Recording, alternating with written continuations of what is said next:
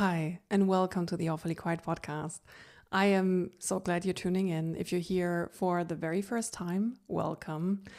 I have just received my Spotify Wrapped last week, and I've also shared about it. I just want to give it a tiny little moment because I know you must see all the Spotify Wrapped of all the podcasts out there right now.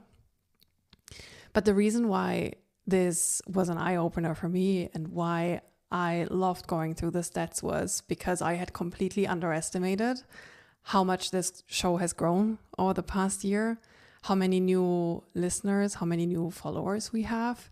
Listeners are up plus 40%. We have plus 136% followers. We have 125 top fans, which I didn't really know what that meant yet. But it's the amount of people who have Awfully Quiet as their number one show. And I want to say genuinely thank you for tuning in and for listening so consistently. If I think about the top shows that I am following, the top shows I listen, I am in awe of that being Awfully Quiet for you. I underestimated that. I've even looked at my Spotify stats and found out that this show has over 2,000 subscribers and followers. And that might sound incredibly small for, somebody who is used to listen to a show with millions of downloads. But for me, this is quite incredible. And I want to say thank you from the bottom of my heart for tuning in, for making this show better, for sharing feedback, for commenting. It really is the fuel to what we do here and for what we establish together. So thank you for being here and welcome to those who are new to the show. Today's episode, I want to talk about something that often gets underestimated in the workplace, especially if you're anything like me, if you are a quieter, more introspective person. There are moments at work where other people decide what they think about us, how they perceive us, what they walk away thinking about us. And it's very small, it's mundane moments, it's like everyday moments that are so important, but because we underestimate them, we don't leverage them to their full potential. And this is something that I want to change. The kind of moments that I'm talking about are, let's say, a Monday morning Teams call where you're all on the call and everybody just kind of goes around the room sharing about their weekends. That's one of those small moments where we tend to give like the same answer every single weekend and we don't really think much of of sharing about our weekends, and we are not as intentional. That is a missed opportunity. Another one is right now, just as the year wraps up, a lot of teams at work will do year-end celebrations, Christmas celebrations. And most of the time what they'll do is everybody goes around the room and shares their biggest highlight of the year, something that stood out for them. And also that is often a missed opportunity for us to really land something that resonates and that gets remembered. And then a third really random one is whenever you meet a senior leader, a peer, somebody you work with remotely at the coffee machine at work, and they go, "Hi, how are you?" And you go, "I'm doing very well, thank you. How are you?" That is a missed opportunity. All those little moments where we think it's just, a nicety. It's just that, somebody being kind and somebody asking us about how we're doing. And we just say, "Yeah, great, thank you. How are you?" It's a missed opportunity for us to land something that could be incredibly important for our career trajectory. It could be a chance for us to call out a project that we've been working on, to land a milestone that we've had this year, to share something that has been meaningful to us, share something that we have learned this year. It's those little moments where we can leave little signals and leave breadcrumbs about our work, about what we've been doing. It's an opportunity for us to make our work shine. And this is most of the time what really trips us up in corporate, isn't it? Especially if we're more introspective, quieter people. Our work is not as visible as everyone else's work. But these are the moments where we get to make it visible, where we get to say instead of, "Yeah, great, thank you, I'm doing well," we get to say, you know what, I've just been wrapping the biggest project of the year. This is what I've learned. It's been incredibly exciting. Happy to, catch you up on it if you've got a little bit more time at some point. There are these little moments that we tend to underestimate. We don't leverage enough. So that's what I want to tackle with you today. What are those moments? Why are they so important? And how can you leverage them? What can you actually say in those moments that will help you leave those signals, leave those breadcrumbs, and position yourself for whatever you want to achieve next? Now, if you love this episode, if you love this show in general, please share it with a friend who could use it too. Think about somebody at work who you think could leverage those moments a little bit more.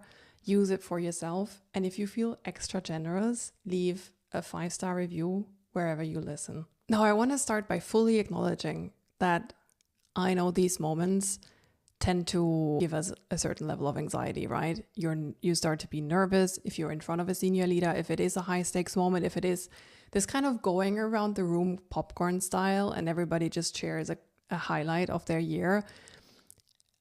I do feel a little bit of pressure in these moments. And if you're anything like me, I fully get it. And what we tend to do is we try to just get it over with, right? We try to wing it.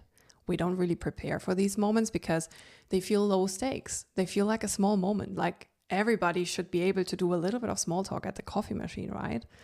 But if you're like me, it is just not like that. For us introverts, we're so often like caught in our inner world that some of those external social engagements, and even if it's just a small moment, they take up a lot of our energy. We overthink these moments to a point where it's really hard for us to perform on the spot because we think it is a performance. We think, oh, this is our chance to shine, to say something smart, to say something that's polished, to be quick on our feet. And the one thing I want to really land with you is that in order to leave a signal, in order to leave a breadcrumb, in order to tell a good story in moments of like story time, like let's share about our highlights of the year, let's talk about our weekends. Your story doesn't need to be polished. Whatever you say, it doesn't need to come out as like this perfectly eloquent storytelling, of your weekend and, how great everything was. It doesn't need to be polished at all. It needs to be genuine. It needs to be you. And ideally, it should give people something that they didn't know about you. Like it should give away something about yourself that is a piece of the puzzle in the overall perception they have of you. Let's take the weekends as an example. If you talk about your weekend and you say things like, you know what, I go to this cycling class every weekend. It's a high energy cycling class. I love going there. I love being pushed. It's the perfect start to my week. And afterwards, I always grab coffee at this fancy coffee place in the middle of the city, and then we go back home, and it just sets us up for a great Saturday and a great weekend. That is something that is not overly personal. It is not something where you're giving away some of what you don't really want to share at work, but it gives people this like little entry into your world, into what's important to you. It allows them to picture you in a personal setting, and it just adds a little bit of flavor that builds so much common ground. Like it could be, somebody in the team who also loves to go to a cycling class, who also does workout classes during the week, or who loves to go for a fancy coffee as well. And so without it really, taking you much to share some of these nuances, some of these details, it goes a long way in establishing common ground and building trust at work. Another example could be if you were to speak to a senior leader at the coffee machine and you really just go by. It's not this setting where you have a deep conversation. It's just, hi, how are you? How are things going? This is a great chance if you were in a situation where you wanted to make sure your work became a little bit more visible, where you want to position yourself for a promotion, for a next step, for a bigger opportunity. This is a great chance for you to say, this is what I've been working on. Look, I've just come off a call. We've just wrapped this project. We've learned a lot on XYZ. we had this major crisis halfway through that we solved, and now we're all really proud to have brought it to life. It's going live next week, yada, yada, yada. Like just kind of a little bit of a flavor, just like a little bit of a, here's what's currently happening for you at work. It is this brilliant opener to potentially pulling them in more into the work that you've been doing. It does not shine a light on yourself. It is not a cringy, awkward moment where you try to position yourself.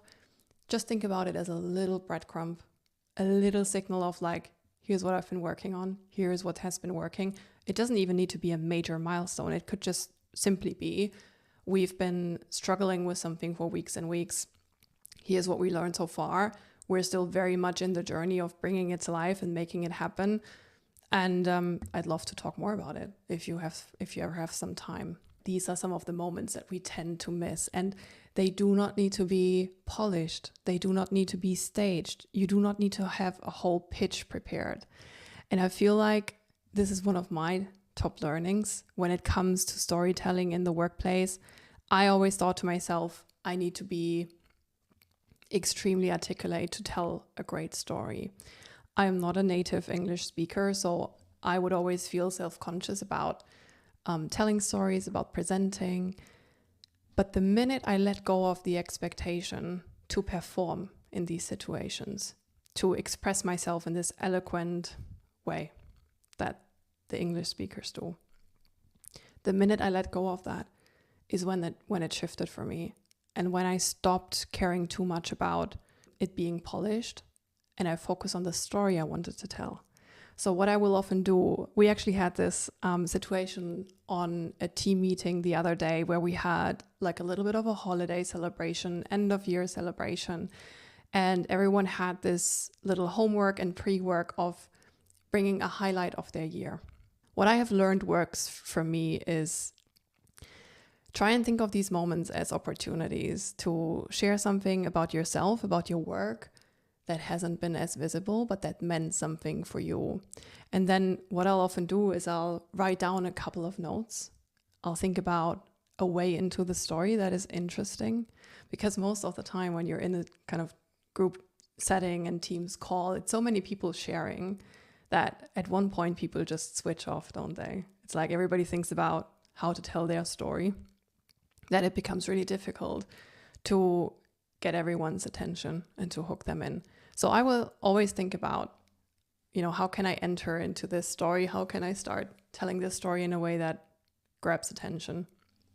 And then I'll think about a couple of milestones along the way that I want to land and that I want to share, like almost like key messages, key learnings that I've had, some of the struggles that I've overcome, some of the things that stood out to me in the story I want to tell and that I feel connect with the audience that I'm in. Like even just if I'm on a Teams call, you want to think about who is the audience, what do they know about you, what don't they know about you, what could be interesting for them in this story. And then I'll just roughly jot them down as bullet points. And then what I'll always try to do is I'll try to land on one key message, one thing that I really want to bring across. And I'll often ask myself, what is the one thing that I want people to remember from this story, that I would want them to walk away remembering about what I've shared? Because that becomes almost like a red thread through your story. That becomes something that you can keep in the back of your head, that you can play with. Everything that you say along the lines of the story that you tell ladders up to this one key takeaway and one key message.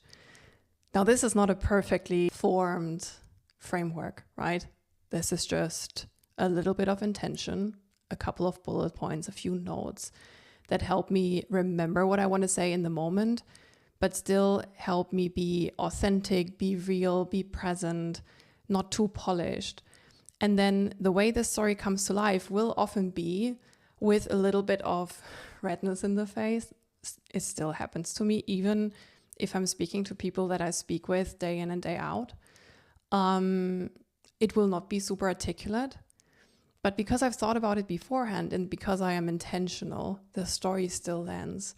And my personal hypothesis is, for somebody who has a little bit of trouble speaking up at work and who isn't that much of an outgoing, extroverted, polished speaker, for them to share a personal story and for them to land a point, it is even more impactful. It is so powerful because people can sense that it takes something out of you. It takes you a little bit of effort and energy to tell this story and to share this with them. And I feel like that is what gets remembered at work.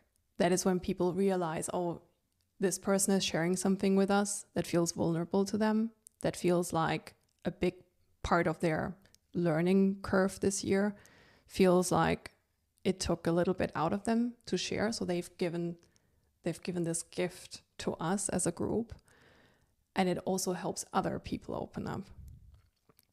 It feels like this gift to them. And for you to give this gift to them helps build trust, helps build common ground, and helps build team, right? It builds the team engagement. Because once somebody opens up about their journey, it is so easy for other people to then, reach out to you afterwards and say, look, I've had a very similar challenge this year, and I didn't know you went through this, and this is so interesting. Let's connect. And this kind of trust and common ground is extremely underestimated in the workplace, but it is so important for us to build it.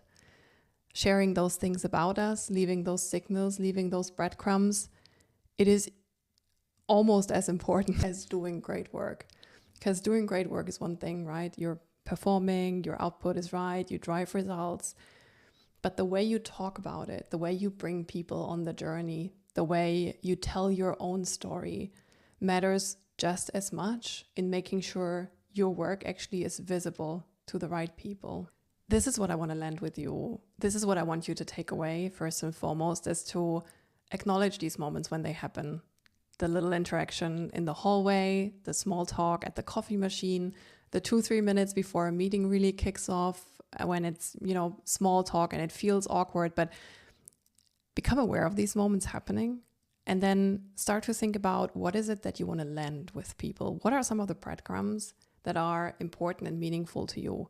And it'll depend a little bit on what you are trying to achieve. If you're positioning yourself for a promotion, you want to make sure that your work is being seen and that your work is visible. So you may want to talk about some of the things that you've been working on that have stood out for you in your work, that have worked well for you. If you want to position yourself as somebody who has deep expertise in a certain topic, you want to bring that topic into those moments. And if you just want to be somebody who is a little bit closer connected to the team, collaborates well with people, is somebody people, easily work with, then you may want to share a little bit more of your personality, some of those little nuggets of what you've been doing on the weekend, what you care about, what you're passionate about. The what you say in those moments really depends on what you're trying to achieve, what you're trying to do. And this little bit of intention really goes a long way to influencing the way people see you at work. It's almost like that little bit of a reputation that you're building. But I like to describe it more as like what people remember about you, how they perceive you, and what they think about you, what they say about you in rooms that you're not even in. You can really, truly influence the way people think about you and see you in those tiny little moments, in those little mundane, everyday moments. So this is what I want you to take away. Start acknowledging them and then start sharing something, leaving little signals and breadcrumbs. Thank you for listening today. If you feel like this could help one of your colleagues, one of your friends as well, please share the episode with them. If you haven't yet, subscribe to the podcast so you don't miss the next episode. And I'll see you next time.